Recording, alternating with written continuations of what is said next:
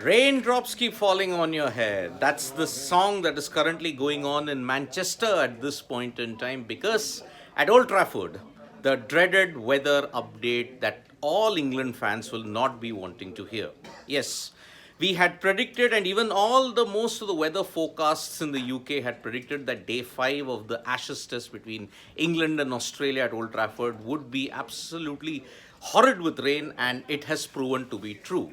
So, you should have had play begin about 20 minutes ago, but now it is not going to happen because there was an inspection scheduled at 3:30 p.m. IST or 11 a.m. UK Standard Time.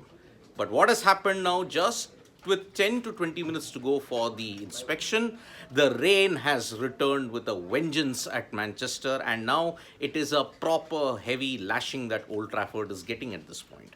Now remember, day 5 was expected, the greater Manchester area, the UK Met Office, even most of the weather organizations had stated that there would be heavy rain and there would be sustained heavy rain throughout the day in the greater Manchester area.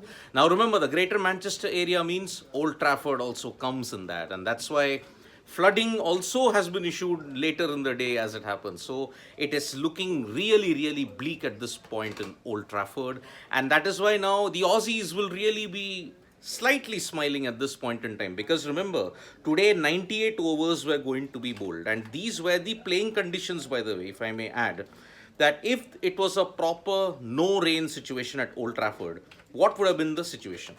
11 o'clock, that is 3:30 p.m. IST till 1:15. That means you could have played until 6:45 p.m. IST. That would have been the first session. Then from 1:55, that means you would have played from 6:25 onwards until 4:10, which is 8:40 p.m. IST. You would have had the second session, and after tea, you would have just ensured that Australia and England would be going after each other. But now the weather is really, really bad. Many people are asking why couldn't the match have started earlier? The main problem is that after the end of day 4, there was heavy overnight rain at Old Trafford. And because of that, you could not have even imagined the start at 10 a.m. Local time there, which would be about 2:30 or 3 IST here. So the situation that is confronting the Ashes test is that it is very heavy rain at this point in time in Old Trafford. And you know the trend in the UK stadiums and all that.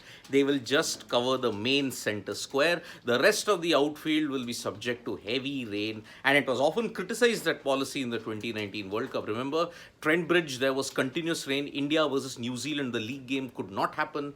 The same situation has happened in Old Trafford. The 2-day semi-final, India versus New Zealand also. That was a major, major issue coming forward. Now, what happened on day 4? Day 4, there was 90% chances of rain. In that brief period that England had, they bowled 30 overs. But now that inability to run through the Australian batting lineup on day 4, when they had 30 overs at their disposal, they took only 1 wicket. Marnus Labuschagne scoring his century, only his second overseas century. That inability to run through the Australian batting lineup on day 4 will actually rile England a lot more. But it was a slightly controversial day 4, if I may add, because the umpires told Ben Stokes that you cannot employ the pacers consistently on day 4 because it was overcast, the light was an issue, and that is why England had to employ the spinners on a regular basis. The problem then arose when there were visuals. Some media outlets tried to capture one particular image of umpire Joel Wilson. Joel Wilson was wearing dark shades. In an overcast situation, dark shades. Was there indeed a light problem? That is the situation we are encountering at this point. So, umpire Joel Wilson has been on the receiving end of massive criticism from the UK press because on a dark, overcast day, who would want to wear shades? That is the situation that Joel Wilson, the umpire, is facing at this point in time. But now the players can't even think about going onto the field because it is very heavy rain. And as per the Met Office, as per a lot of weather organizations, it is proper rain until the evening time. And remember, the repercussions for this are huge. If this test match ends in a draw, Then Australia keep the urn for 2 more years. England don't tour Australia until 2024-25. So they will hold the urn for 2 more years. Then, if England somehow get one session or even 2 sessions by a miracle, if they get it, and if they run through the Australian batting and if they chase whatever target is set in front of them or they achieve an innings win, then 87 years of history could be rewritten at the Oval. But also a disclaimer on that, the weather for the Oval Test is also not looking that great. On 27th to 31st, that is the situation that is there. So England are facing a real uphill task. The first 3 days, they absolutely dominated Australia. First session, if you look at the first innings, Australia were bowled out for 317. England notched up 592. And this is remarkable considering that this was their first 500 plus total at home in the Ashes ever since 1989. That is how immense this achievement is. Zach Crawley with a brilliant 189, Joe Root with 84, Johnny Bairstow, unluckily, he was stranded on 99. He also took some 2 splendid catches, and that is why this situation now, England had a big lead, but Australia dug in. Steve Smith chipped in with some runs. So then you had Marnus Labuschagne and Mitchell Marsh hanging in. Labuschagne in particular scoring only his second overseas ton. The first one was in Sri Lanka, and that is why it is a very, very uphill task for England to force a result. But if any team can force a result from this particular kind of a situation, it is England. But they will at least need 1 or 1.5 sessions to bowl Australia out because they bat very deep, at least until number 10 at least. Because after this, you've got Mitchell Marsh and Cameron Green who are there at the crease at this point. You've got Alex Carey, you've got Pat Cummins, you've got Mitchell Starc. No mugs with the bat. So that is why they will be really, really important. Australia will be looking to hang on. The 30 overs that they hung in on day 4 meant that they have the that they can dream of retaining the Ashes once again on English soil. England, they knew the weather was really, really against them in the last 2 days. They tried their level best. Mark Wood had his tail up. But at this point in time, the Aussies just dug in. Marnus Labuschagne, brilliant, brilliant 100. In a way, Ashes saver for Australia, maybe a career saver also for Marnus Labuschagne. Because remember, serious overseas credentials would have been questioned for Marnus Labuschagne. They would have thought, okay, he's just an Australian flat track bully. He cannot perform in overseas conditions. That's the situation that we are having. So, 11 a.m.